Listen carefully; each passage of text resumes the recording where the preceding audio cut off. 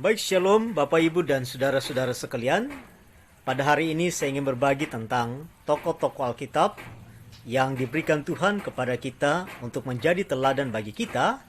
Tapi ternyata kehidupan mereka juga penuh dengan kejahatan-kejahatan yang ada. Bahkan mereka melakukan kejahatan-kejahatan yang dianggap keji oleh kita semua. Kita tahu yang pertama adalah Abraham, bapa segala orang yang percaya.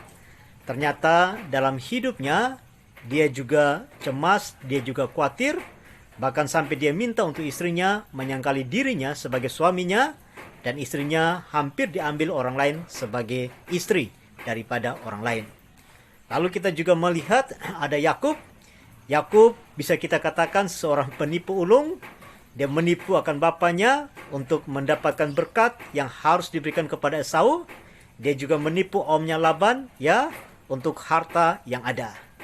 Dan juga kita juga melihat anak daripada Yakub yaitu Yehuda itu ternyata juga berbuat dosa yang sangat keji, dan kita tahu Yehuda itu berhubungan dengan anak mantunya sendiri. Dan juga kalau kita terus ke atas terus maka kita melihat juga ada Daud membuat dosa juga yang sangat keji. Dia bukan hanya bersinah, tapi ternyata dia juga membunuh akan Uria. Pertanyaan kita, Bapak Ibu dan saudara-saudara sekalian, mengapa tokoh-tokoh yang diberikan Tuhan untuk kita teladani dan ada dalam kitab suci, tapi ternyata hidup mereka tidak suci? Bahkan hidup mereka itu juga berbuat kejahatan-kejahatan yang sangat keji. Nah, kira-kira kenapa Tuhan mengizinkan hal ini ada dalam kitabnya yang suci yang diberikan kepada kita? Maka saya melihat Bapak Ibu dan saudara-saudara, disinilah menunjukkan bahwa Alkitab itu adalah kitab yang suci. Kenapa dia kitab yang suci?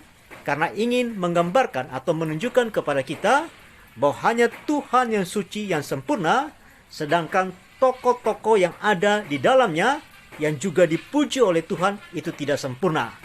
Mereka juga pernah berbuat salah, mereka pernah berbuat kejahatan, tetapi Tuhan yang sempurna bisa menolong mereka, bisa membuat mereka kembali kepada apa yang diinginkan Tuhan dalam hidup mereka. Maka hal ini kita belajar bahwa kita bisa melihat, kita bisa mengikuti teladan-teladan yang ada daripada tokoh-tokoh itu, tetapi kita tidak bisa mengkultuskan mereka. Hanya Tuhan sendiri adalah Allah yang bisa menolong kita. Karena kita sewaktu-waktu bisa jadi khawatir seperti Abraham. Kita sewaktu-waktu bisa juga jatuh seperti Yakub.